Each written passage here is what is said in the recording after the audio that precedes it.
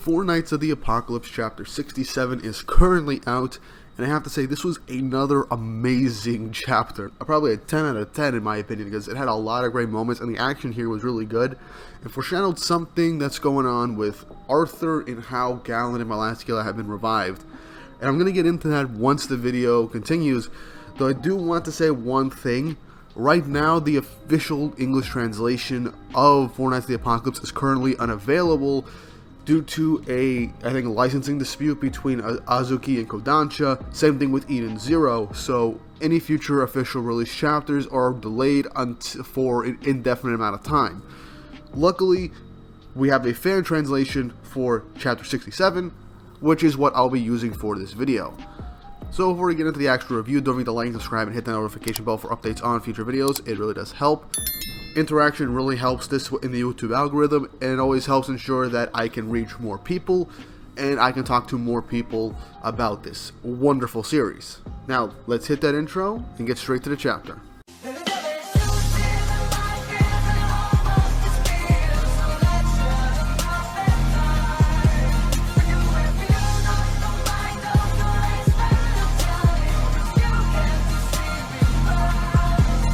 Chapter 67 of the Four Knights of the Apocalypse, and I have to say, really good chapter.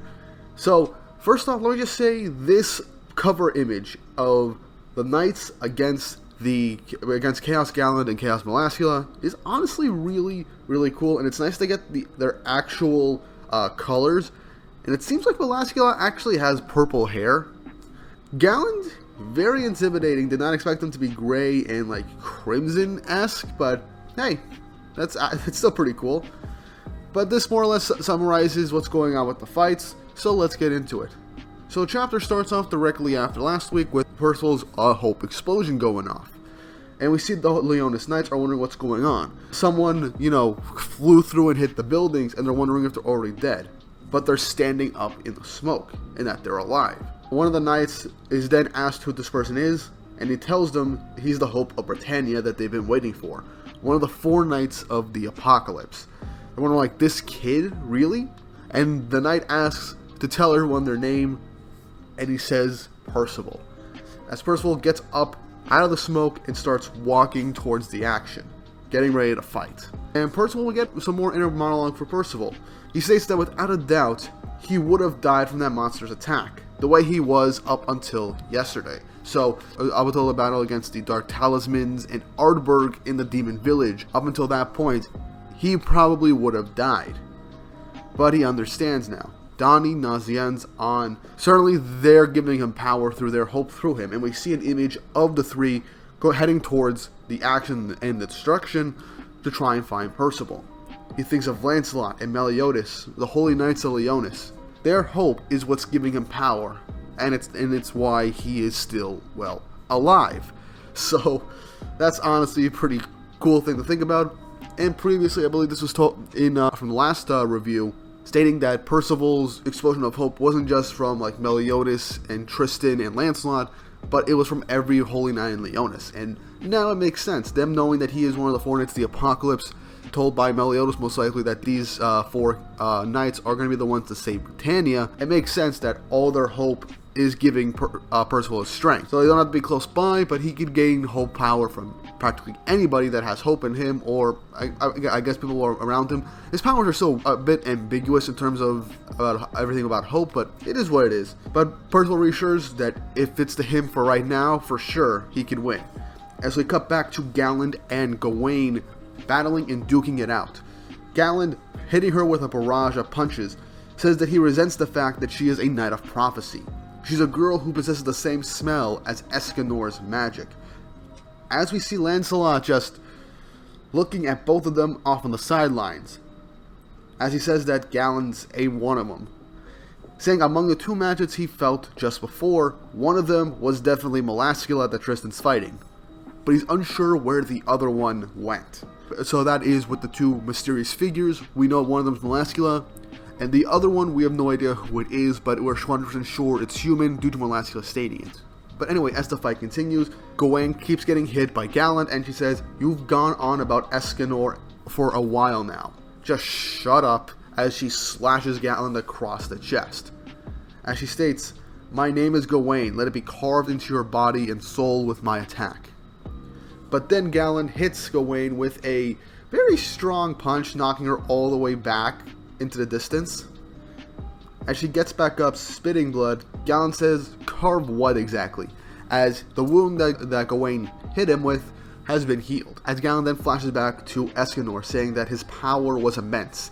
As someone struck by his battle axe, he knows it all too well. But his body that's been enhanced by chaos, the power of chaos, will not be pierced by any attack, not even if it was his battle axe. So he's very confident that with the power he has now, he probably would have been able to beat Escanor. That's simply not the case, due to what we know Escanor is capable of, that and the fact Escanor took him out pretty easily without even being in the one. So that's something to think about, and Galland just get more or less kind of high off power. As Galland says, "That's right, I want to fight with Escanor. A little girl won't stand as a substitute," as he then slams her into the ground. And he then starts the monologue saying, "The 7 deadly sins, lion's of pride, Escanor. Despite having the body of a human, he stood up against the demon clan, us, the 10 commandments." As he then pauses and says, "Stood against demon clan me? What am I saying?" As Lancelot's looking at him, reading his mind obviously, and reading his magic. As he says, "No, I am an apostle of chaos, who serves the king of chaos. I am Chaos Galland." But then he starts like, wrong. As he then says, "I am a member who serves the Demon King, one of the 10 commandments." Also, it's kind of funny that we see Gawain just slammed into a hole in the ground, kind of like a cartoon character. I know this is a serious moment, but that did kind of make me laugh. But anyway, as Galland is starting to think about his previous life, he then gets a voice in his head that says, "Destroy them, those who oppose the King of Chaos and the Eternal Kingdom. The 7 deadly sins, 4 nights of the apocalypse. Hold the holy knights who help them and the other races." As Galland's eyes close and then open up in a menacing look. As Gawain says, "Be quiet, servant. Do not mention that grating name any more than that. I won't stand for it." Now, before I move on, this confirms something.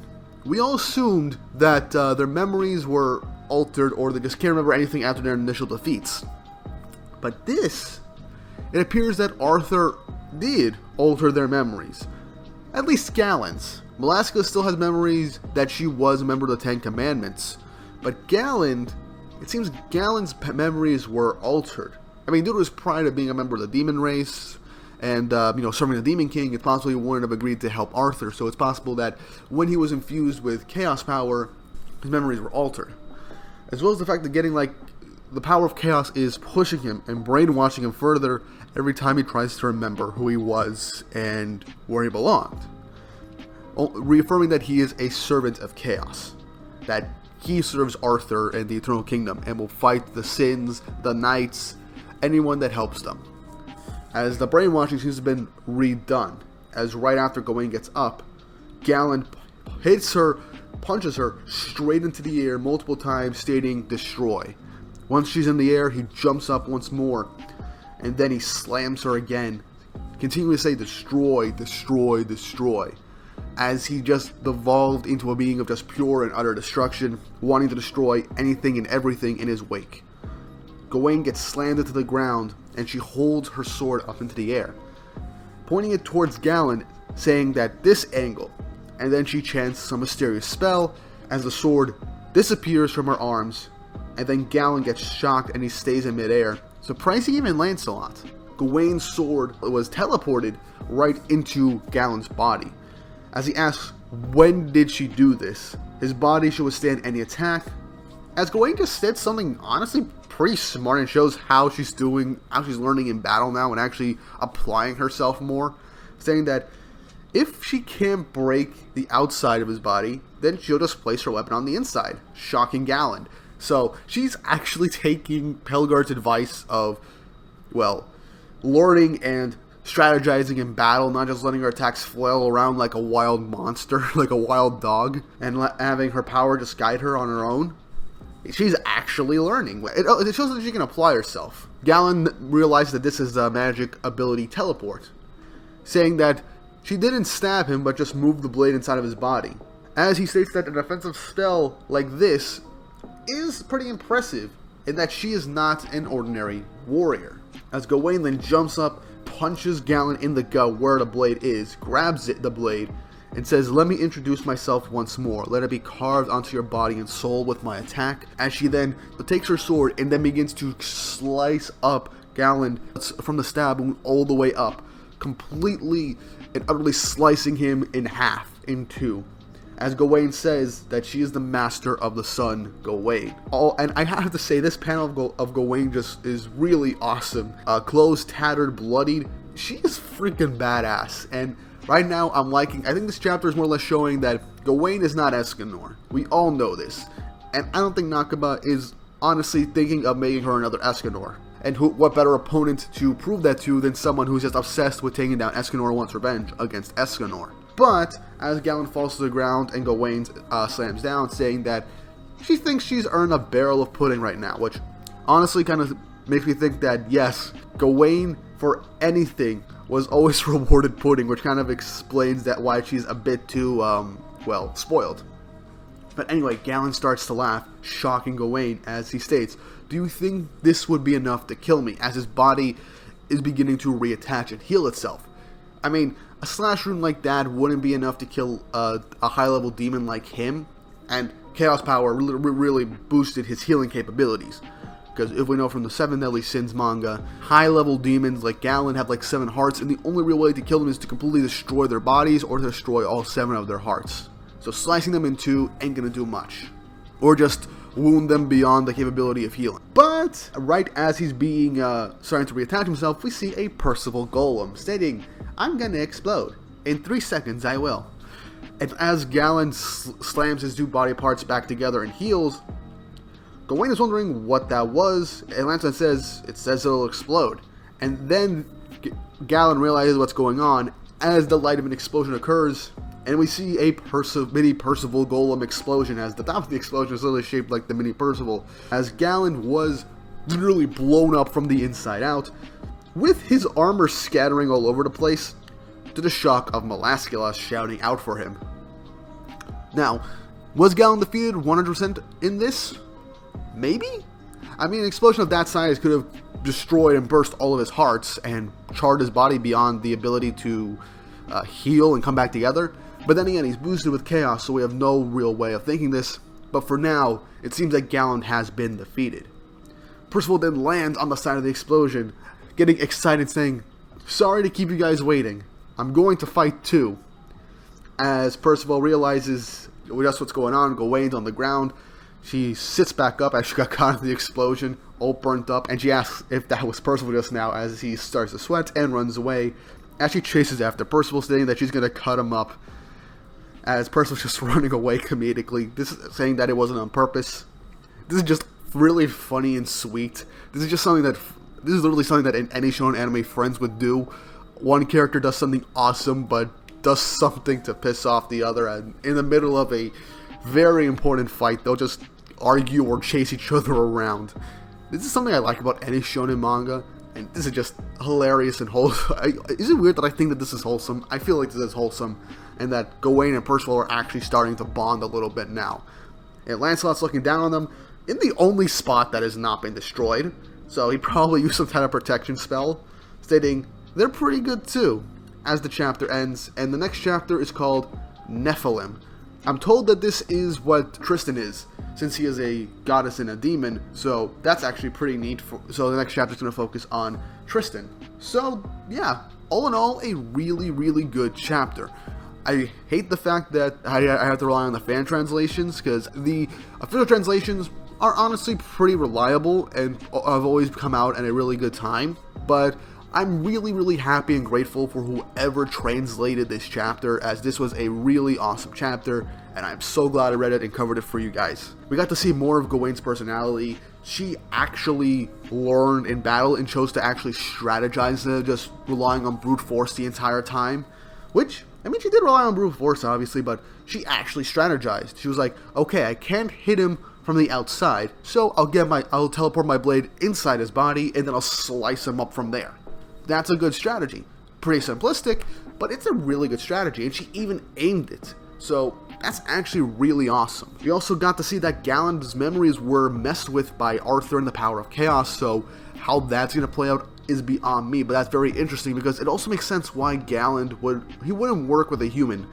He's too prideful, too arrogant to an extent of the old ways of the Demon Clan, so it makes sense that his memories had to be altered to a rather extreme degree, which also makes me wonder why if Melascula's memories and actions are being manipulated as well. I mean, she wasn't dead, and from the chant when she revived Galland, she did state that she was a member of the 10 Commandments, so she probably does remember her previous life up to the point of her defeat, and just agreed to everything, but it's a whole speculation. We'll probably get more insight later. Lancelot did no fighting in this chapter. He might help Tristan out against, Melascula, but that's still up in the air, as it seems that Lancelot was waiting to see if he should just help out, and he didn't need to. Gawain did really good on her own, and Percival basically landed the finishing blow against Galland, seemingly. Until we have full-on confirmation within the next few chapters, I'm assuming Galland could still regenerate, but if Galland gets repaired and gets fully back up, I wouldn't mind. It's actually really nice that it took 2 nights to take down Galland. Also, as an Escanor fanboy, I'm just really glad the last few chapters had so many references and talk of Escanor. So it just makes me really, really happy to see that Escanor's memory is not gone.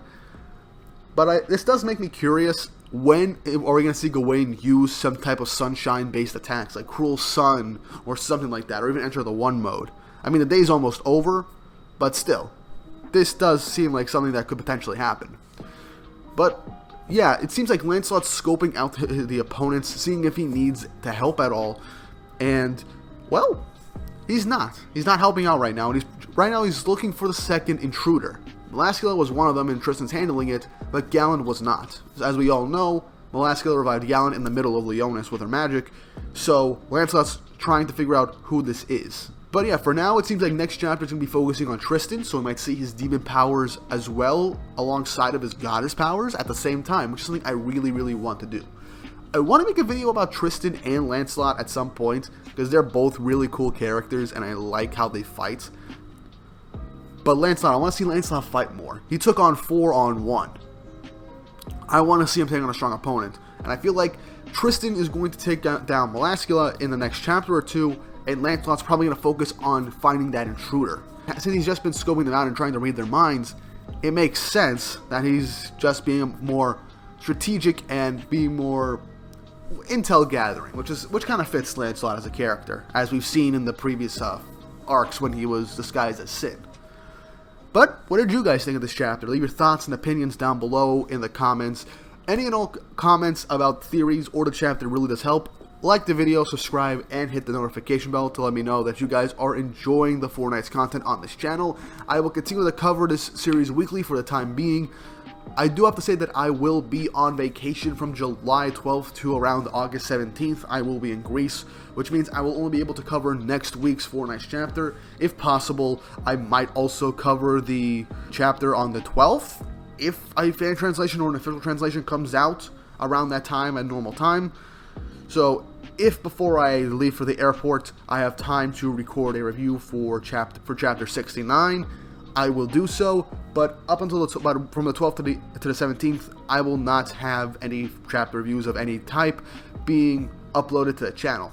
I am trying to get some other videos done on the side to hold you guys over in terms of content until I return and do the usual weekly content. But until then, thank you for supporting the channel. Thanks for watching the video. Leave your thoughts and opinions down below, like and subscribe, and I hope you all have an awesome day.